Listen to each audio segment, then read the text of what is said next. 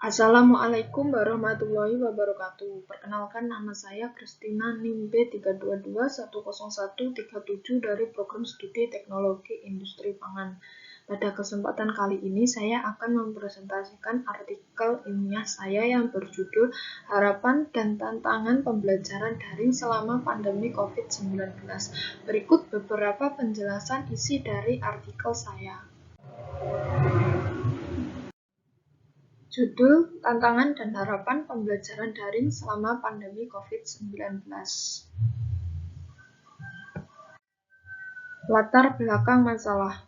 Virus COVID-19 kini telah ditetapkan oleh Organisasi Kesehatan Dunia atau WHO sebagai pandemi sejak 11 Maret 2020. Penetapan pandemi virus COVID-19 merupakan yang pertama kali sejak 2009. Jika dilihat dari statistik penyebarannya, COVID-19 sangatlah mengkhawatirkan, di mana menurut data persebaran yang dikutip dari website, terlihat telah menjangkiti 34 provinsi di Indonesia. Secara umum, gejala umum yang dialami oleh orang yang terinfeksi adalah demam, sesak nafas, dan batuk. Gejala lain yang mungkin dialami pasien terinfeksi adalah sakit tenggorokan, nyeri otot, adanya dahak, gangguan pencernaan seperti diare, sakit perut, dan kehilangan rasa dan fungsi penciuman. Sementara sebagian besar kasus pasien memiliki gejala ringan, tetapi dalam gejala yang lebih serius berkembang menjadi kegagalan fungsi beberapa organ dan pneumonia. Upaya pencegahan agar penyebaran tidak semakin meluas mendapat respon cepat oleh Menteri Pendidikan dan Kebudayaan mengeluarkan surat edaran.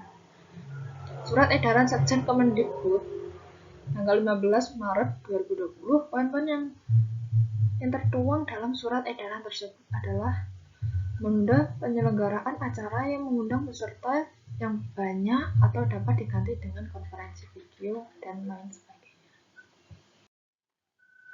Kebijakan ini berlaku mulai 16 Maret 2020.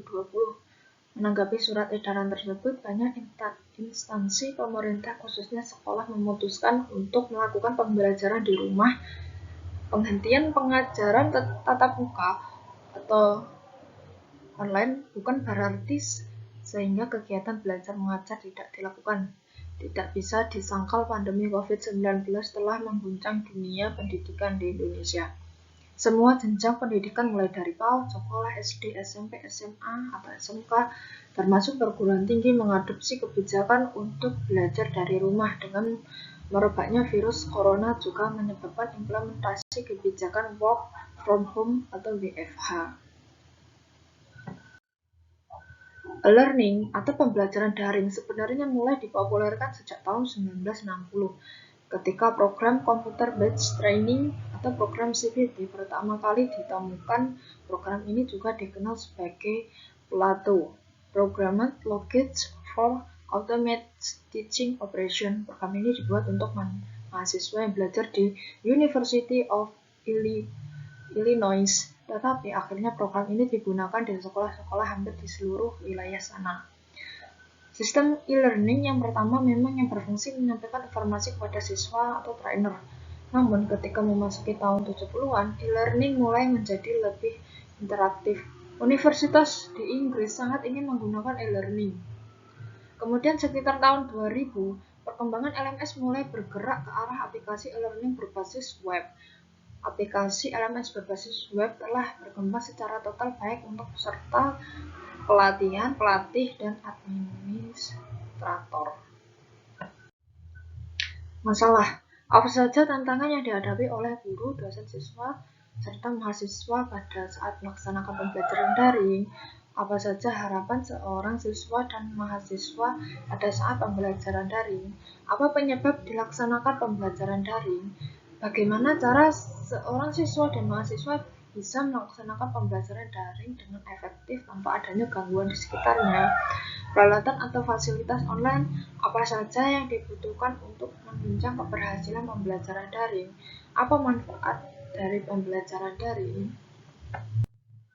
Tujuan penelitian ini yaitu untuk mengungkap sejauh mana pembelajaran daring di masa pandemi COVID-19 efektif dan efisien. Pembelajaran daring ini dapat mencapai tujuan pembelajaran dan dapatkah sosok guru di kelas bisa digantikan oleh teknologi yang ada.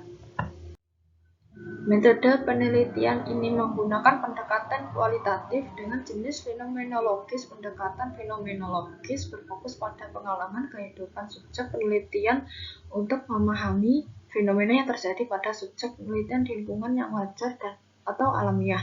Fenomena tersebut berupa perilaku, persepsi, motivasi, tindakan pimpinan sekolah atau kepala sekolah, guru, siswa dalam proses belajar dan sebagainya dalam setting yang alami. Desain atau metode penelitian menggunakan studi kasus. Studi kasus biasanya digunakan untuk menggambarkan dan menjelaskan dengan jelas, komprehensif, dan mendalam tentang berbagai aspek individu, kelompok, organisasi, program, dan situasi sosial dengan memeriksa sebanyak mungkin data tentang tantangan dan harapan di pembelajaran jarak jauh.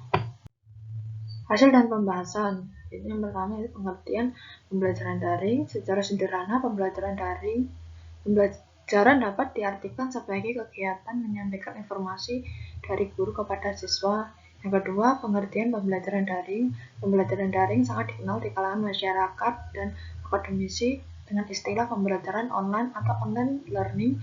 Istilah lain yang sangat umum dikenal adalah pembelajaran jarak jauh atau online distance.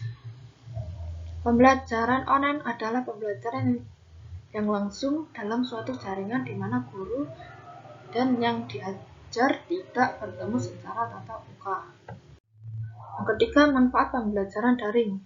Menurut Meidawati Dekapa 2019, manfaat pembelajaran online dapat membangun komunikasi dan diskusi yang sangat efisien antara guru dan siswa.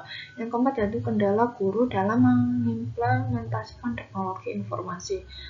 Pertama, faktor usia. Hasil penelitian yang dilakukan syukur pada guru SD, SMP, SMA, dan SMK di Kabupaten Nganjuk menunjukkan bahwa ada 52,75% guru jarang menggunakan laptop dalam kegiatan pembelajaran mengajar. Guru yang menyatakan jarang atau tidak pernah menggunakan laptop dan internet adalah guru yang berusia di atas 45 tahun. Hasil dan pembahasan. Faktor usia tampaknya mempengaruhi motivasi guru dalam meningkatkan kompetensi untuk dapat menggunakan TIK dalam pembelajaran. Yang kedua yaitu kepemilikan laptop. Punya laptop juga jadi kendala bagi guru untuk meningkatkan kompetensi yang berdampak pada penerapan TIK dalam pembelajaran. Hasil penelitian dilakukan oleh ucapan terima kasih pada guru-guru di Kabupaten Nganjuk menunjukkan bahwa berdasarkan pemilikan laptop, ada 48,5% guru yang tidak memiliki laptop menyatakan bahwa mereka jarang menggunakan laptop dalam kegiatan belajar mengajar dan hanya 20,39% yang tahu menggunakan laptop. Yang kelima yaitu tantangan pembelajaran daring untuk anak sekolah dan kuliah. Jaringan internet yang lambat, harga kuota internet yang mahal, terbatasnya akses ke perangkat komputer dan smartphone, banyaknya gangguan di rumah, guru dan siswa masih belum pandai menggunakan teknologi digital, sulit untuk interaktif, siswa-siswa bermain. Yang keenam yaitu harapan pembelajaran daring. Adanya pandemi COVID-19 juga berbagi hikmah. Pendidikan yang dicoba di rumah bisa membuat orang tua lebih mudah untuk memantau atau mengawasi pertumbuhan belajar anak secara langsung. Orang tua lebih mudah dalam membimbing dan mengawasi pembelajaran anak di rumah. Hikmah selanjutnya adalah penggunaan media seperti handphone atau gadget dapat dikontrol untuk kebutuhan belajar anak. Posisi orang tua tetap diperlukan dalam melakukan pengawasan terhadap penggunaan gadget. Hal ini memberikan konsekuensi positif bagi anak dalam menggunakan teknologi untuk hal-hal yang bermanfaat. Kesimpulan. Berdasarkan uraian di atas dapat disimpulkan bahwa belajar yang sekarang kami terapkan di berbagai sekolah dan perguruan tinggi bukanlah hasilnya maksimal karena kita terpaksa dengan kondisi pandemi COVID-19 ini. Mungkin karena kurang persiapan dan keterampilan yang dimiliki oleh seorang guru atau dosen dalam mendesain atau merancang pembelajaran daring. Harusnya sebelum sekolah dan kuliah beralih pembelajaran dari metode konvensional menjadi tatap muka ke pembelajaran daring harus dilatih terlebih dahulu dan semua dipersiapkan alat dan fasilitas Sehingga pembelajaran daring yang kita lakukan sekarang menjadi pembelajaran yang menarik, efektif, dan efisien, sehingga tujuan tercapai pembelajaran yang sebenarnya. Namun, dengan kondisi saat ini yang masih dalam masa pandemi COVID-19, guru dipaksa dengan kemampuan yang dimiliki dan kesiapan fasilitas berimprovisasi untuk melaksanakan pembelajaran daring yang sempurna, dan diharuskan untuk menyampaikan materi pembelajaran daring yang menarik, efektif, dan efisien.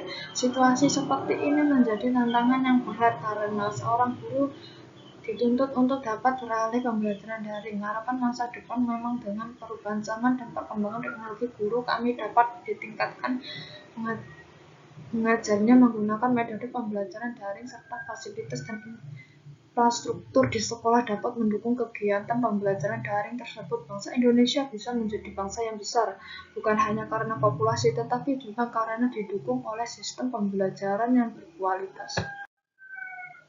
Sekian presentasi dari saya. Wassalamualaikum warahmatullahi wabarakatuh.